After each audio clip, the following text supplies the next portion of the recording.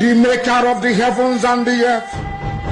You created everything that the mind of a living soul can imagine, but none created thee. That is why we say you are immortal, you are invisible, you are omnipotent. This very God that every generation who has ever had the grace of knowing thee have always testified to your goodness. That is the same God that we kneel and bow before. This God is our refuge and our strength, a very present help, even in this time of Janjaweed trouble, even in this time of Fulani rage and terrorism. Therefore we shall fear no evil. This IPOB shall fear no evil. Even if the whole world is against us, even if Britain intensifies their effort to crush this very light of hope in sub-Saharan Africa, even though they shake the mountains, even though the seas may rise, even though they may give all the weapons and ammunition to the Zoological Republic, no matter what they do, no matter how they ferment their rage, it doesn't matter to us. For God, tBeManaged, is in the land of Biafra. We shall never ever be moved. This God of the ancients will help us now and forevermore. For Biafra shall come, and this Lord of hosts is with us. tBeManaged, the same God of Jacob, this same God of Shadrach and Meshach and Abednego, this God that never abandons his people, this same God is our refuge, and we proclaim it unashamedly that this God that we kneel and bow before. Thank you so much for joining me on my program once again. I appreciate you wherever you are connecting from around the world. If you have not subscribed to my channel, please kindly subscribe to my channel. Click the notification bell so that you'll be notified each time I upload a video. You will be among the first to receive it. Thank you so much for joining me once again. I come in peace. We are here to educate people and tell people our plight. Those of us who are from that part of Nigeria, the southern part of Nigeria, we are in occupation by the Nigerian government, and the Nigerian government is fighting by all means possible to take away our land and take away our life. A lot of people have lost their life fighting for their land. A lot of people have lost their life in different areas in the southern part of Nigeria, and we say enough is enough. The contraction called Nigeria is not doing anybody any good. As you all know, tomorrow our Supreme Leader Mazi Nnamdi Kanu will be attending the court, in the court session. Wherever you are, be in solidarity with Mazi Nnamdi Kanu and focus on that very court. Continue to pray for Mazi Nnamdi Kanu. I have every faith and every confidence that Mazi Nnamdi Kanu is going to come out victorious. There is no need to be fearing. There's no need to be afraid. Don't be afraid. Mazi Nnamdi Kanu prepared himself for this mission before time. Remember, he gave us a prayer to make. 150 days to pray. As we are going on in that prayer, a miracle is on the way. Our freedom is sure. Mazi Nnamdi Kanu is going to come victorious. Come out victorious with the flag of Biafra flying high. There is no need to be afraid. It doesn't matter what they throw at us. It doesn't matter what they say. It doesn't matter the threat. Tomorrow, if you are in Abuja, go to the court and attend the court section. If you are in Abuja and you are a well-meaning person, a Biafran, somebody from the southern part of Nigeria, a lover of freedom, go to Abuja tomorrow in solidarity for Mazi Nnamdi Kanu to show the world that we really need freedom in that very country called Nigeria. It is not about the Igbos, it is not about the Yorubas, it is not about the southern part of Nigeria alone. It is about every ethnic group, every indigenous ethnic group in that very country called Nigeria. Tomorrow is your day. Go to the court with Mazi Nnamdi Kanu. Go and show your support. If you want freedom, that is what to do. Show your support. You're not going there to protest. You're not going there to fight at anybody. Go and listen in solidarity and hear what the government had against Mazi Nnamdi Kanu. And for those of us who are from the southeastern part of Nigeria, the Biafran land, tomorrow is a special day. We have to sit back. If you cannot go to Abuja, stay in your home and observe the court sitting. If it's going to last for 2 hours, 3 hours, 4 hours, be in your home. Close your shop, close your business, and watch. That is the only way we can show our solidarity, so that the world will know that truly we are standing with Mazi Nnamdi Kanu, and truly we need freedom.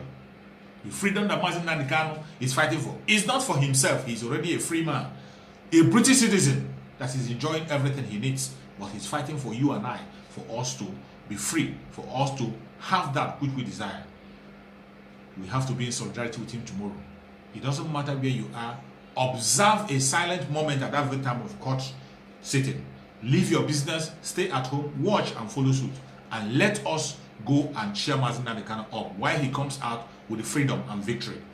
Of course, Mazi Nnamdi Kanu, there is no doubt whatsoever that Chuks is going to make him victorious. He has already made it. It's written already. Chuks have prepared it the way it's going to be. Mazi Nnamdi Kanu must come out victorious. I would like to share with you a video of some discussions that were going on channel television on their hard copy. This video explains a lot of things. It exposes the Nigerian unity that they are talking about. When you see somebody talking about unity in Nigeria, there can never be unity in Nigeria, more especially because of the religion. You can see the kind of way religious people are talking and the way they are acting. It was discussed in hard copy, and I would like you to follow this very discussion from beginning to the end so that you can understand that Nigeria can never function as a one country. It can never function as one country.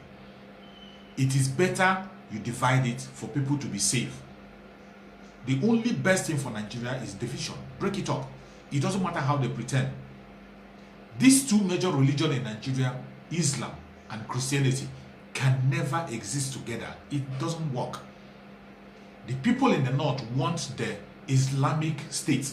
They want a caliphate in that place, and they are very comfortable with it. But when you come to the southern part of Nigeria, the southern part of Nigeria want a secular state. They want a secular state where everybody will be accommodated. But it's not like that in the north. It is not the same in the north. So anybody pretending, telling you about unity in diversity or Nigeria being one, with this present situation, it can never happen. And there is nothing that can change this. Nobody, don't listen to somebody telling you that maybe tomorrow is going to be better, next tomorrow is going to, there is nothing in place to make it better, and it will never. As long as the Fulani version of Islam is being preached in the north, you can never achieve anything. You can never achieve any unity. The people that call you infidel and say that you are not worthy to handle a post, to be ahead of them, how can you survive in such an environment? How can you have peace with such people? The only way you can have the people who have peace is for them to get their own section and rule it the way they want. You have your own section and rule it the way you want. That is why I want you to listen to this very message from beginning to the end. Listen to this very conversation.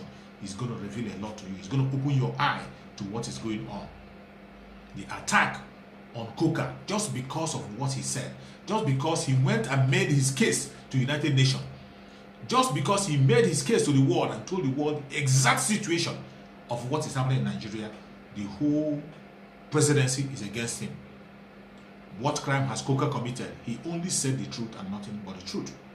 Let us watch the discussion. Maybe you understand better. And our guest is Majid Dahiru, a columnist and a technical team member at the Luxterra Leadership Foundation. Majid Dahiru, welcome to Hard Copy. Thank you very much and good evening. And Eid Mubarak to you. Eid Mubarak to you too. Well, we are a very religious people, and at no time do we see this, that religious festivities where, you know, we celebrate one another. We also tend to think about our faith, so to speak. But in recent times, issues of religion have become quite touchy. And I don't know if this has been in your own experience as well. Why do you think the space for tolerance has continued to shrink and that of misunderstanding seems to be expanding? It's because religion in Nigeria has been weaponized as a useful political tool for mobilization of people in order to attain political power or domination. And unfortunately, in the 61 years of our independence as a nation, religion has become a major tool of division. And Nigeria has become a competition ground between the two dominant religious groups in Nigeria, Christianity and Islam, with each group hardening its own grounds in the struggle for Nigeria's internal resources. This unresolved issue of religious intolerance, lack of accommodation, as would have been expected of a united nation state such as Nigeria. And this is at the core of some of the problems we are facing today.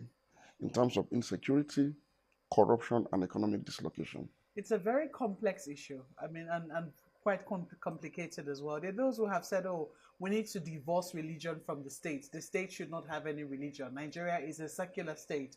And every now and again, you keep hearing that particular statement. But in our own experience, I mean, some people will say it is still people of these different religions that will operate the secular state. Are you seeing any differentiation between the state and the religions the many religions that Nigerians profess? Sadly, that is not the case with Nigeria. Nigeria, yes, is a secular state, is a constitutional democracy, but unfortunately, we've seen an interloping of religion in state affairs, either directly or indirectly. In fact, we've seen introduction of religious laws in some states across the country. We've seen some political leaders, including governors, declare their states as a religious state, even without accompanying with any legislation or religious laws. But we've seen this, politicization of religion across board, and it's a cause for concern because it's a major drawback towards national integration, towards national unity, cohesion, and a purposeful agenda for Nigeria's prosperity and socioeconomic development.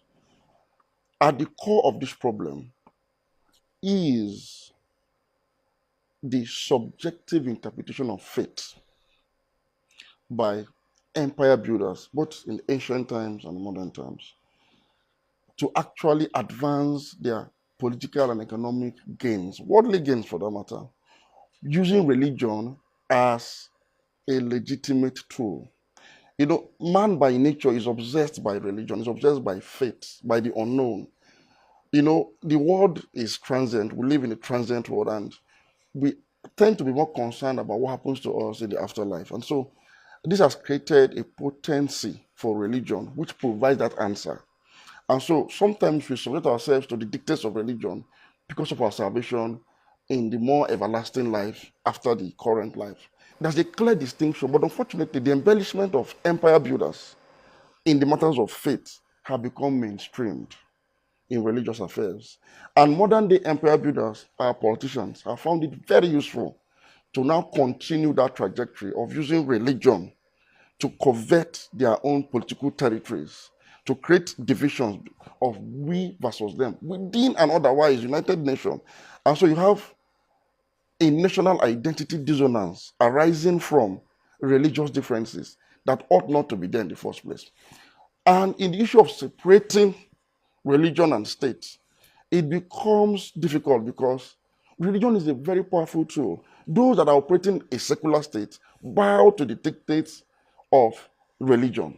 There are those who say, well, it is the same constitution which allowed for this Sharia faith by including it also within the constitution. Somehow we have deviated from what the ideals were. I mean, when the founders of Nigeria, the early fathers of the country, we have deviated somewhat from it. Your experience, your growing up experience, the fact that you went to a Christian school,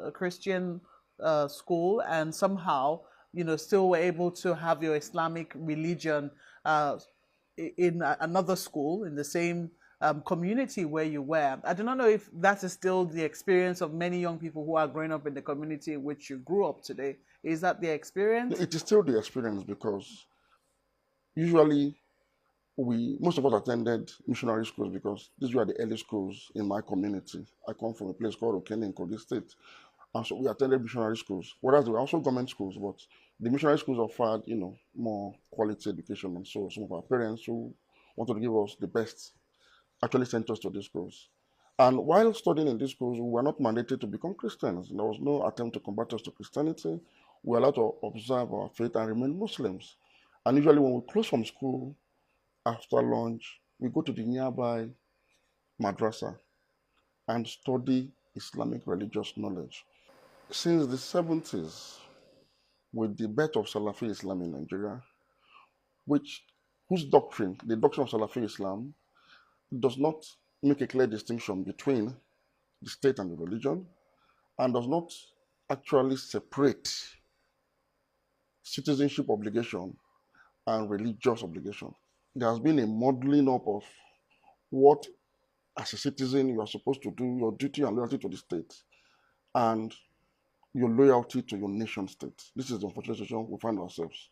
It is this religious extremism that actually birthed the Sharia movement in Nigeria in the 90s, which politicians took advantage of when we transited from military to civil democratic rule in 1999 to bet the Fourth Republic. A lot of these politicians campaigned and sought for power using religion as a tool to say, look, I'm going to impose in our respective states this much desired Islamic theocracy. And so we've seen from that point, a rollback on the freedoms, the unity, the convivial relationship between people of all faiths in Nigeria. When we were growing up, it has been almost eroded. In fact, it was the Sharia movement of the 90s and the implementation of Sharia laws of these states of northern Nigeria that actually served as a precursor for the Boko Haram insurgency as seen today. Now, the Salafi doctrine of Islamic theocracy, without which a Muslim's faith, a Muslim's religion is incomplete, is responsible for what you see today in the northeast and some parts of this country, where people are now trying to forcefully pull down the Nigerian state in order to erect an Islamic or a Muslim theocracy, because it has been preached, the ideals of an Islamic state, a Sharia-governed Islamic state, has been preached unchecked for more than half a century, beginning from the early 70s. And that has eroded or has progressively eroded, even in the most resilient states of even the Southwest, for example. We're beginning to see a religious hardening of ground, even in the mainstream. Well, I don't know if you were able to go through that speech delivered by Bishop Coker to the U.S. Congress. There are parts of it that made reference to that Salafist doctrine which you spoke of. I mean, he was speaking in reference to recent, also in reference to the security challenges that Nigeria is currently confronting. No doubt it has compounded and even made even more complex an already difficult situation. I'll ask you much later what you think that political leaders who have these issues in their state and are a little at sea as to how to address issues of tolerance, especially with institutions that have to, institutions of state that has to cater to everybody.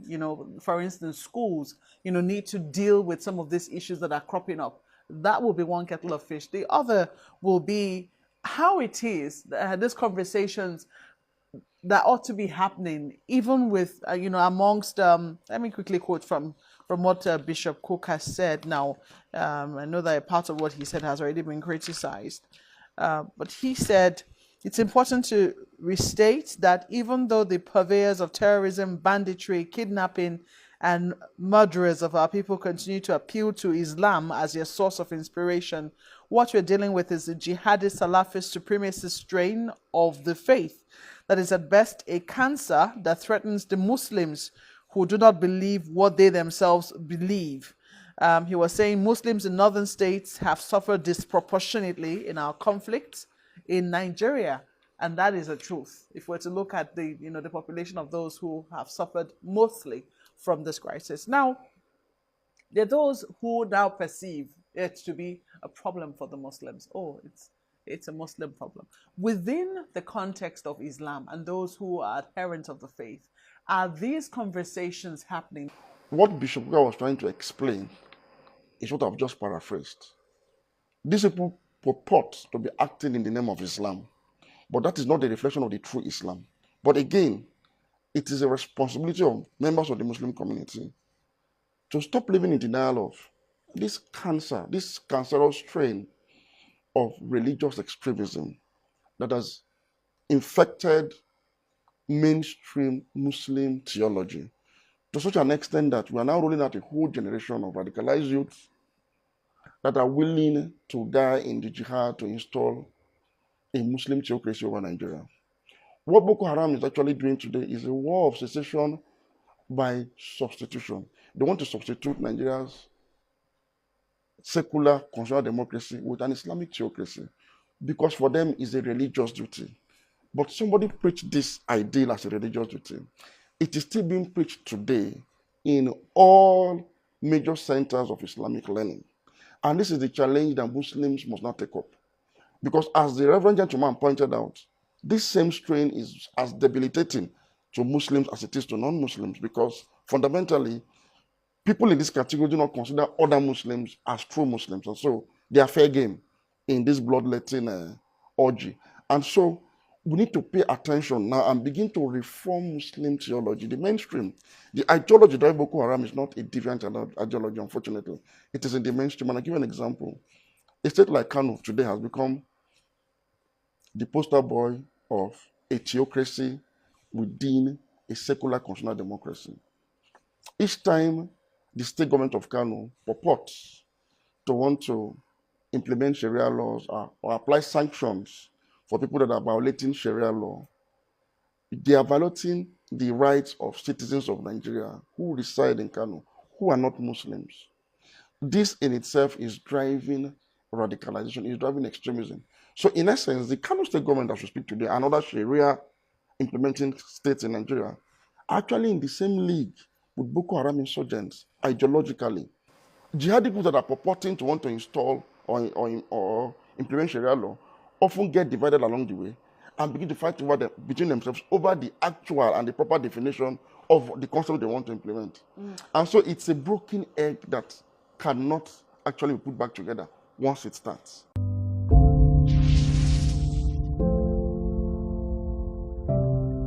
Welcome back to Hard Copy, coming to you from our studios in Abuja. Majid Dahiru, a columnist and a technical team member at the Luxterra Leadership Foundation, is our guest tonight, and we're interrogating the issues of the shrinking space of religious tolerance in Nigeria. I want to ask you of this, because those who also believe, I mean, you have said that the Constitution does not hinder you from doing certain things, and it even allows. But then this big question of the hijab in the secular state, how do you think it should be addressed? It's a very sensitive issue because over the years, hijab has become a symbol of the Muslim faith. Whether or not hijab originally was supposed to be so is something that is still subject to a lot of controversy.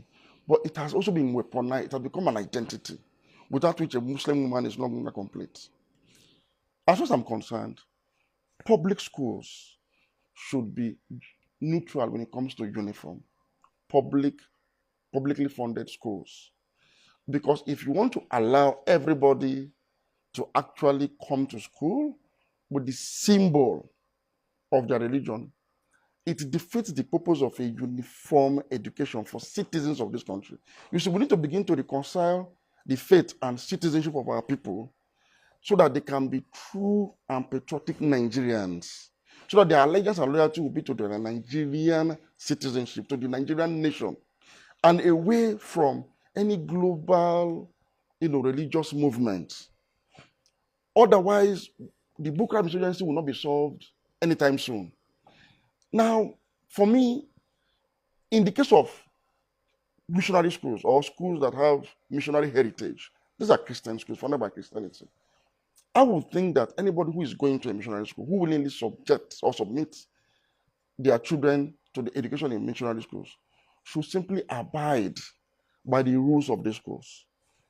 And if for any reason you want your child to adorn the hijab, it can only be achieved by dialogue. If in Nigeria we had dismantled all forms of religious dominance, even mere symbolisms, I'm sure that controversy wouldn't have been as much as it was. But like I said, schools are supposed to be uniform. It is an avenue for integration. It's an avenue for people to come together and advance their Nigerian identity. So I do not subscribe to identity dissonance in the school environment. This might sound controversial, but I think sometimes we begin to focus. We should be focused on the real issues and not issues that distract us and create division. So for missionary schools, it's a thing of dialogue. And I'm sure with the right approach, I'm sure they might just consider it, but it shouldn't be imposed. Are we seeing more and more attempts at that dialogue? And would you say, well, maybe the question should be, because in recent times we have seen a proliferation, so to speak, of bodies encouraging dialogue. But these dialogues, are they yielding fruit fast enough? And are we seeing an attempt, at least on the part of the state, to recognize what the problems are and to also seek active solutions to address these problems? Well, we've not seen much of such efforts because the operators of the state today appear or delude themselves really that they are benefiting from this system. But in the long run, if you look at experience of other countries, you realize that nobody's going to benefit from this system in the long run. And in fact, we are all going to be losers. Because if the trend continues, this trend of intolerance and religious extremism continues in Nigeria, Nigeria might yield to the pressure of armed extremist groups that will actually, God forbid, take over the country. It happened in Sudan. It's about to happen in Afghanistan and some other countries. Today, Afghanistan is about to fall to the Taliban. And the reason is simple. The ideology driving Taliban is very much alive in the heart and minds of the Afghanistan people, despite over 2 decades of American collaboration. And so, as soon as Americans are leaving, people have turned their loyalty away from that state of Afghanistan that America created, back to the pressure, to the opium of the Taliban promise of a theocracy that is going to solve all problems. It's like a utopia of some sort. And so, it's the same thing with Nigeria. Nigeria has the same religious environment with Afghanistan. And so, if we do not tackle it now while we still have the time, if the state does not come in to regulate religious practices and preachings, which I've advocated for severally, in order to bring it in conformity with the laws of Nigeria, if the Nigerian state does not discourage, punish, and sanction purveyors of religious Islam or political Islam, or any form of religious encroachment upon the state affairs, if we do not actively discourage it, we're going to be losers at the end of the day. It will appear as though that the Muslim faith is, quote unquote, more complete when it comes to extremism than the Christian faith in Nigeria. It is simply because, whereas the Christian faith makes a clear distinction in all of its doctrines between the state and religion, unfortunately, mainstream Muslim theology, not the Islamic faith, Muslim theology in Nigeria, does not make that distinction between the state and religion. In fact, there is no difference.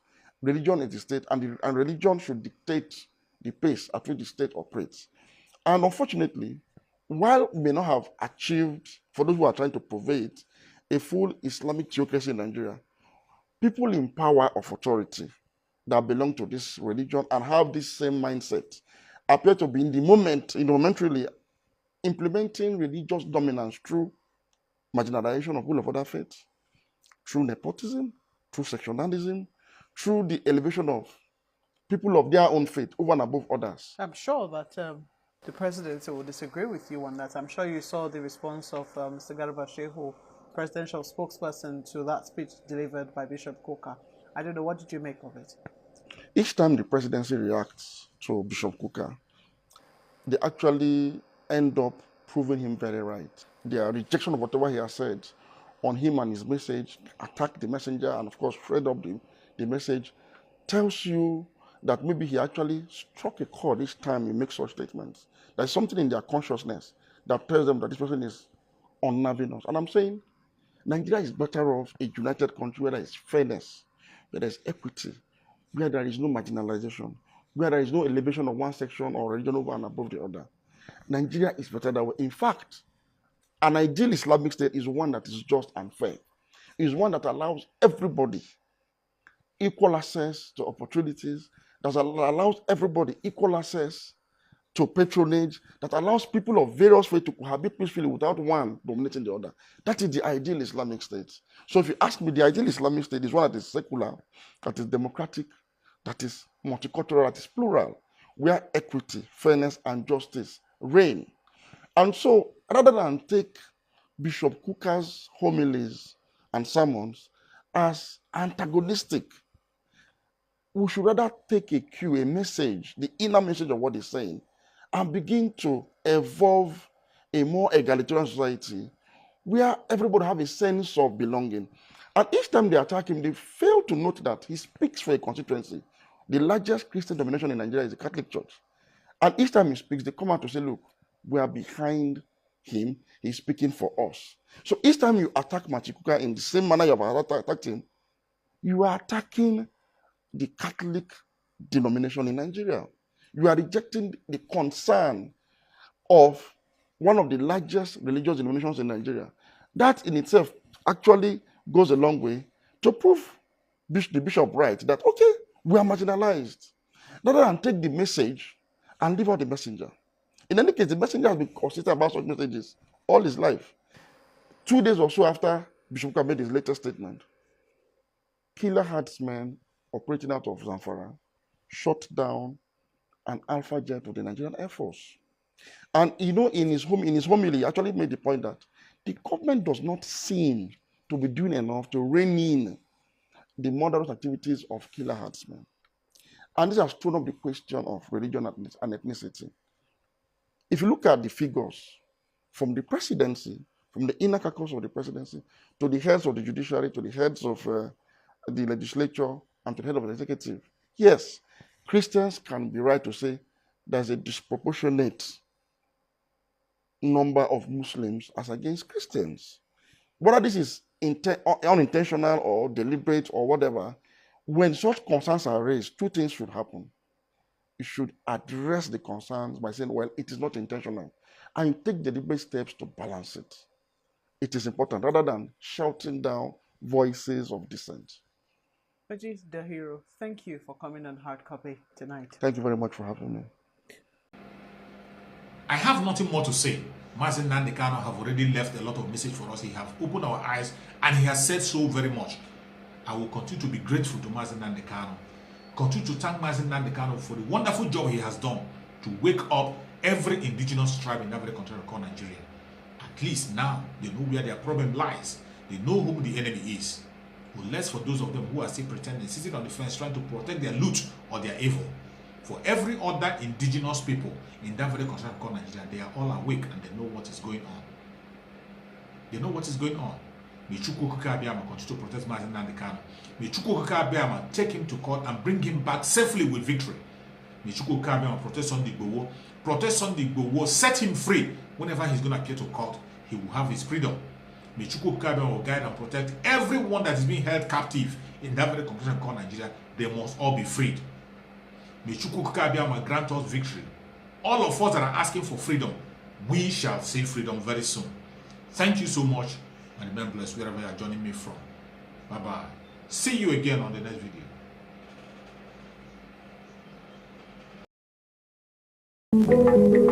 video.